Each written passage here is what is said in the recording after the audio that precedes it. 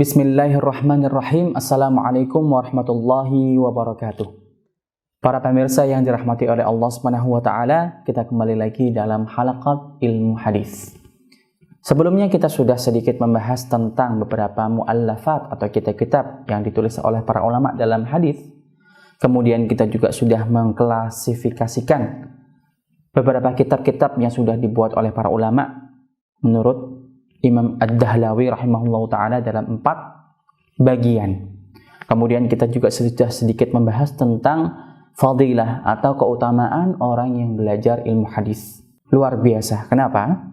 Karena ilmu hadis An-Nabawi, ilmu hadis ini merupakan ilmu yang mendapatkan kemuliaan yang luar biasa. Kenapa? Karena mempelajari zat Rasulullah SAW, baik secara perkataan beliau atau perbuatan beliau, atau persetujuan beliau, atau perbuatan-perbuatan daripada sahabat radhiyallahu ta'ala anhum, atau perbuatan dan perkataan daripada tabi'in radhiyallahu ta'ala anhum. Artinya tidak ada yang sia-sia jika kita belajar ilmu hadis. Kenapa? Karena ketika kita ingin memahami Al-Quran, kemana lagi kita belajar? Kepada siapa lagi kita belajar? Tentu dengan belajar ilmu hadis. Namun, untuk sampai kepada pemahaman yang betul, terhadap hadis Rasulullah SAW pun membutuhkan tahapan-tahapan.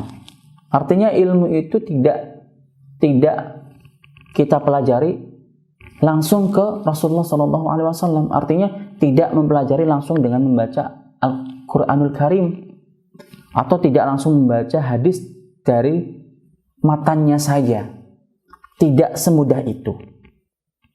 Memang Rasulullah SAW dalam Hajjatul Wada pernah berpesan, wahai para manusia, wahai para sahabatku, inni taraktu fikum itsnaini. Artinya saya meninggalkan kepada kalian 2 hal.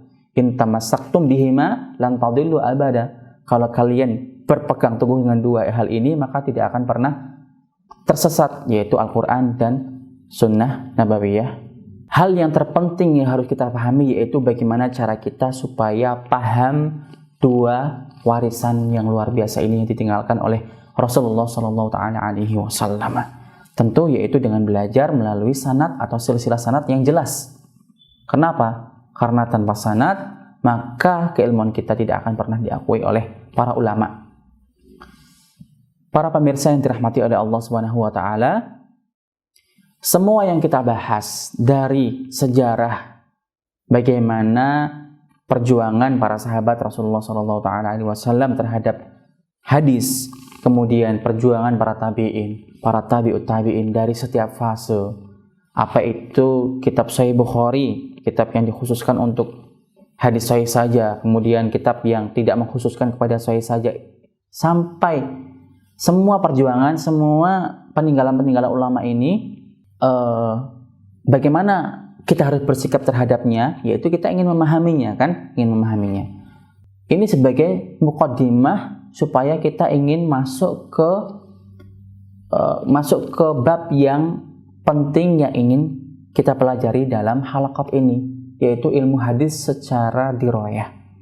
Ilmu hadis dibagi menjadi 2. Ilmu hadis secara riwayat dan ilmu hadis secara dirayah.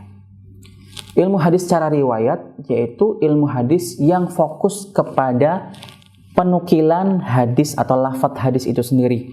Fokus kepada rawi-rawi yang menukilkan hadis itu sendiri, atau yang dikenal dengan nama makhrajul hadis. Apa itu makhraj?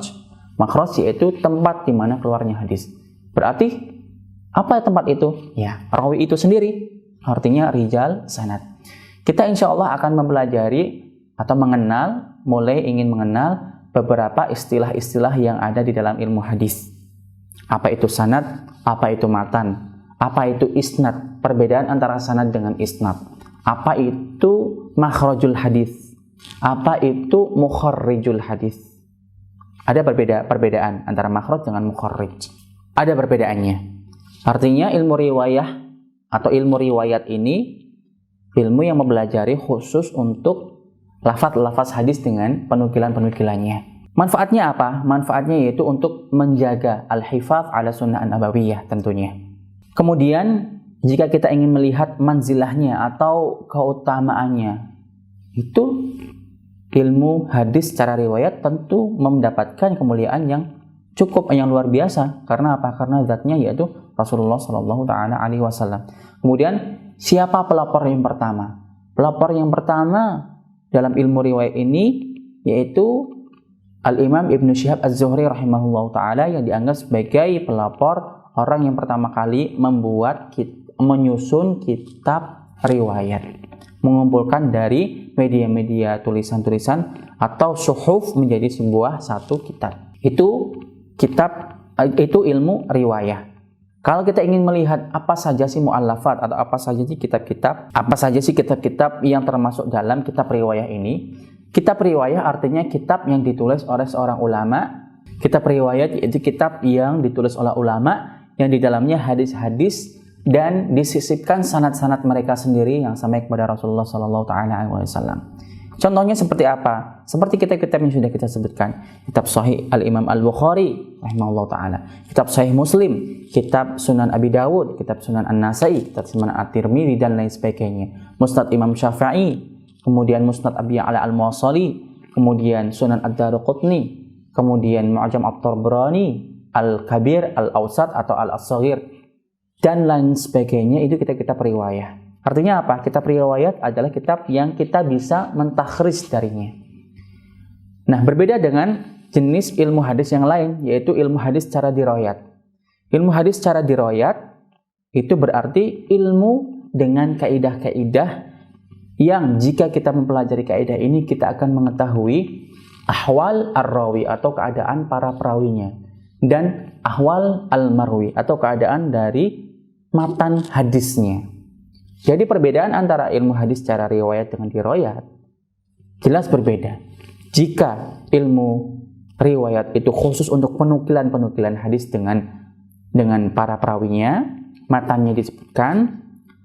Tapi jika ilmu hadis secara dirayat yaitu ilmu yang mempelajari kaidah-kaidah atau qawaid yang sudah dibuat oleh para ulama hadis untuk menentukan apakah hadis ini sahih atau tidak sahih. Min haitsul qabul warad, artinya apakah hadis ini bisa makbul, diterima atau tidak diterima. Itu ilmu hadis secara dirayat. Siapa yang pertama kali membuat atau mempelopori kitab yang disusun sesuai dengan ilmu dirayat ini? Al-Imam Ar-Ramah-Hurmuzi rahimahullah ta'ala, yang wafat pada tahun 360 Hijriah. Kitab beliau pertama kali, kitab beliau lah yang dianggap pertama kali kitab dirayat, yaitu yang isinya kaidah-kaidah khusus yang membahas tentang ilmu hadis. Yaitu kitabnya apa? Kitabnya bernama Al-Muhaddits Al-Fasil Bainar Rawi wal Wa'i, karya Al-Imam Ar-Ramah-Hurmuzi. Namun, apakah jika beliau dianggap sebagai pelopor ilmu hadis dirayah dengan kitabnya Al-Muhaddits Al-Fasil, apakah beliau yang pertama kali membuat kaidah-kaidah ini? Tidak.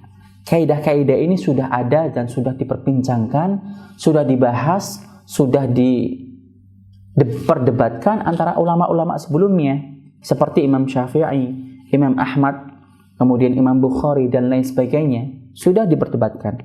Tapi kaidah-kaidah ini masih terpisah-pisah, tersebutkan dalam kitab-kitab yang berbeda. Imam Ar-Ramah-Hurmuzi hanya mengumpulkan saja, menjadikan sebuah disiplin ilmu yang bernama ilmu dirayat. Demikian para pemirsa yang dirahmati oleh Allah Subhanahu wa taala. Terima kasih. Wassalamualaikum warahmatullahi wabarakatuh.